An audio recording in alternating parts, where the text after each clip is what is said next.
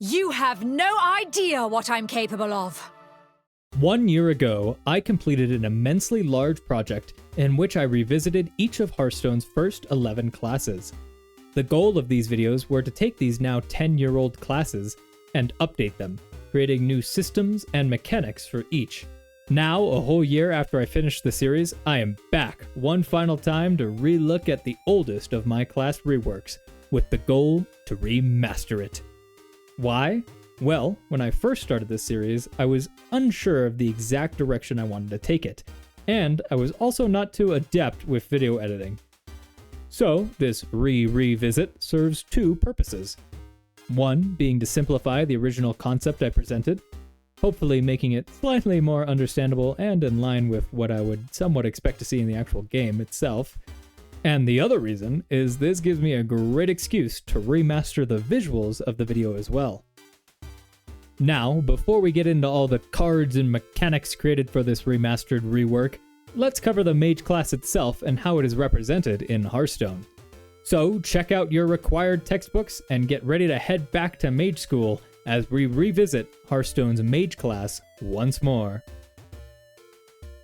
Mage is the introductory class for Hearthstone, with it being the first class you unlock and the only hero you can play during the game's tutorial. And there is 100% a reason for this, and a good one at that. Mage as a class was designed to be simple. From its cards to its hero power, every aspect of the class was made to be extremely easy to grasp.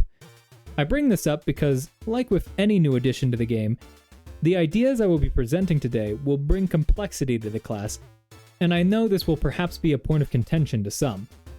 Just know my intent with this revisit is to make the more complex systems and changes I pitch here as clear and as simple as they can be. I believe Hearthstone is an ever-evolving game with endless potential, and I don't want to write off an idea because I think it adds too much complexity. But I also see that there is a delicate balance that is necessary to get right. Okay, let's get into the actual revisit itself. Much like my original Mage class rework, this updated version of the Mage class is formed by 3 major changes: an update to the Mage hero power, an overhaul on school-specific spell damage, and a new deck building system that will alter how future Mage decks are created. It is very important to me that this concept does not alter how Mage has worked in the past, and thus, for the most part, the ideas I present today will not affect how current Mage decks work.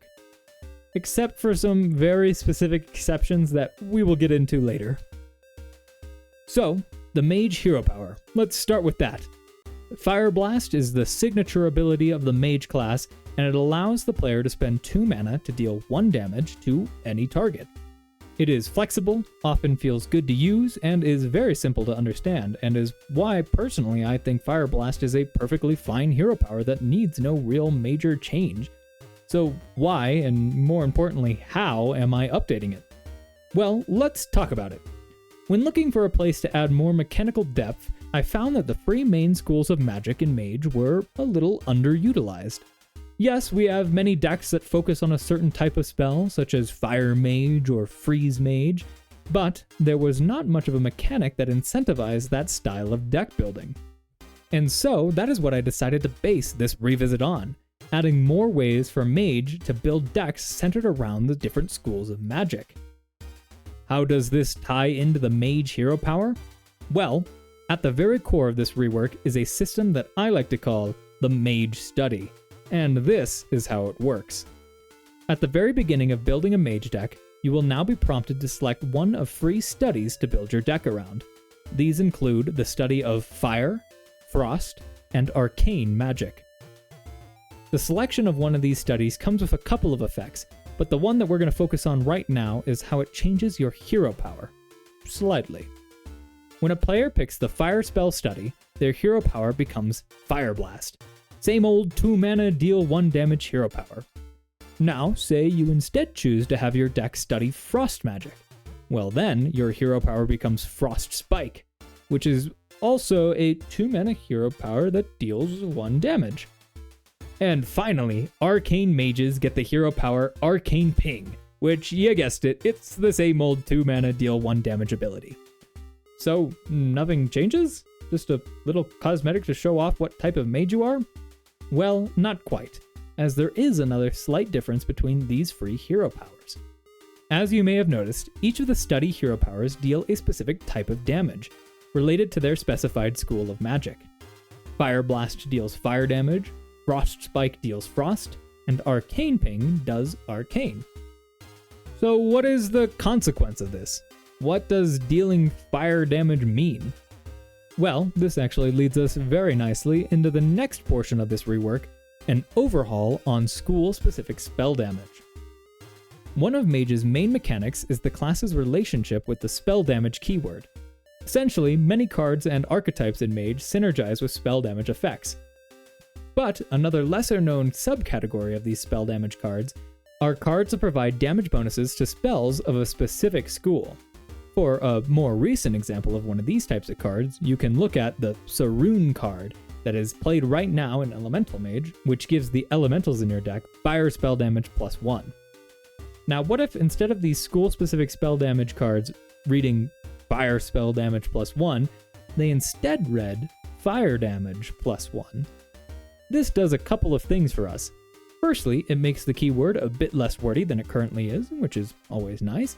But it also allows us to encompass this mechanic to not only include spells, but other effects that deal school-specific spell damage, such as our new hero powers.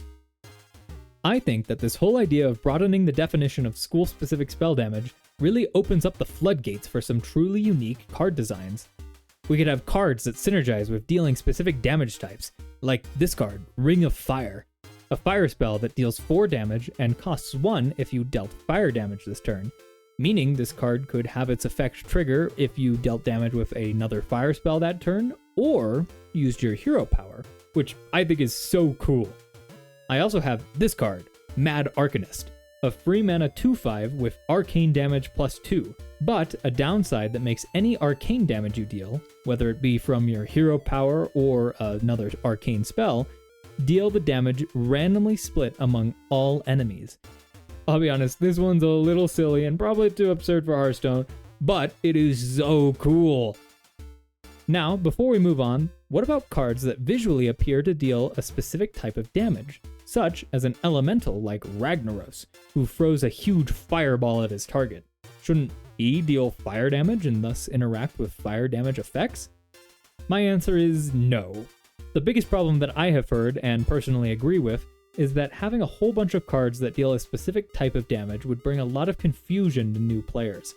So I would personally say that this mechanic should only affect spells and of course the new Mage hero powers. Finally, let's talk about the last remaining portion of this Mage revisit and the biggest change I made between this version and my original concept. I mentioned before that when building a deck you now start by choosing a spell school to study, but what I didn't say is how that affects how a mage builds their deck. And that is because, for the most part, there isn't actually much of a notable change. Well, in my previous version of the Mage Study, you were required to run more spells of the type that you were studying than the others. In this new version, that is no longer the case. Any deck can choose to study fire spells and then run as many frost or arcane spells as they desire. What is the case, though, is that each of the free Mage Studies have their own unique cards called Adept spells. These are spell cards that only a mage of a specific study can put into their deck. Think of them as similar to triple rune cards in Death Knight. The difference here being you are either all in or not in at all. You can only ever run an Adept fire spell in a fire mage deck, and the same can be said for frost and arcane Adept spells. Much like triple rune cards as well, these Adept spells cannot be discovered or randomly generated. The purpose of Adept spells is to give Mage a greater reason to build towards a specific school of magic, by providing each with some high-powered cards that support different playstyles and archetypes.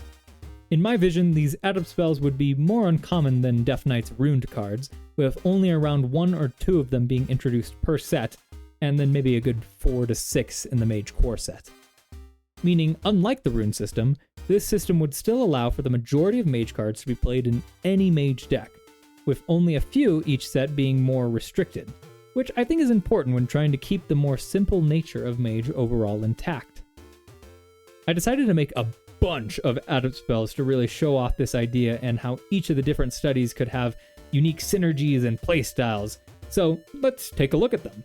starting off with some cards that synergize with the Mage hero power. Wildfire returns from, well, Wild as a Fire Adept spell, alongside 2 more 1-cost spells that bolster your hero power.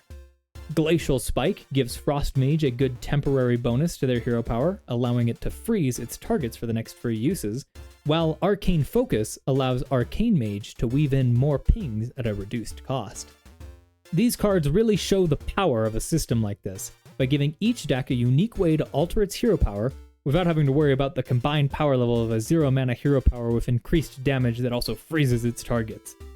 Some other old spells that I wanted to show off that I think could potentially be rebalanced and turned into Adept spells are Arcane Intellect, which gives Arcane Mages a really powerful draw option for only 2 mana, and 2 other more iconic Mage cards, Rewind and Ice Block. Separating these 2 cards from being run together in the same deck could alleviate some frustrations in Wild, while also providing a nice mana bump to an otherwise niche card. But wait, there's more! Take a look at Eye of the Kirin Tor, a 1-mana arcane spell that gives you arcane damage +1 this turn. The card can also be continuously played every turn, but misplaying it even once and it's gone for good.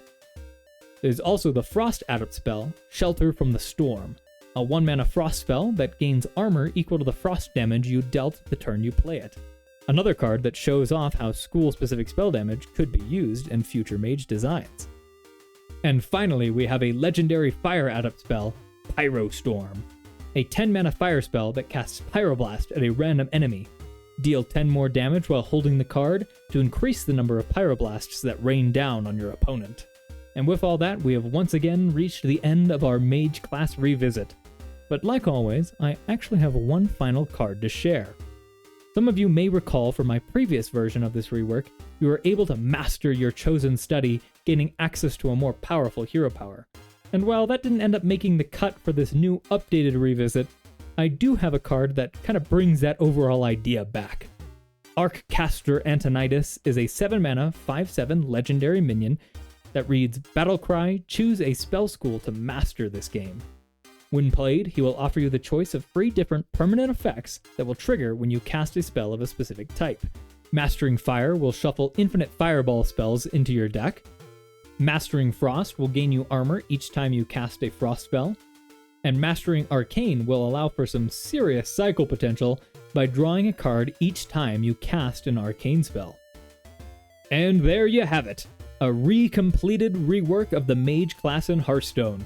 I hope you all had a good time reminiscing on the past with me, or maybe for some of you, experiencing this concept for the very first time.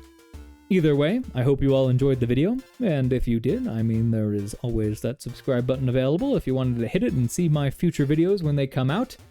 And also, if you're itching for some more custom Hearthstone content, I highly recommend checking out my good friend over here on YouTube, Bluetooth. They make incredible videos every week and are currently even working on a custom expansion, Return to the Rumble. I think you'll really like their stuff. Now, as always, thank you so much for watching to the bitter end, and I hope to see you all again very soon.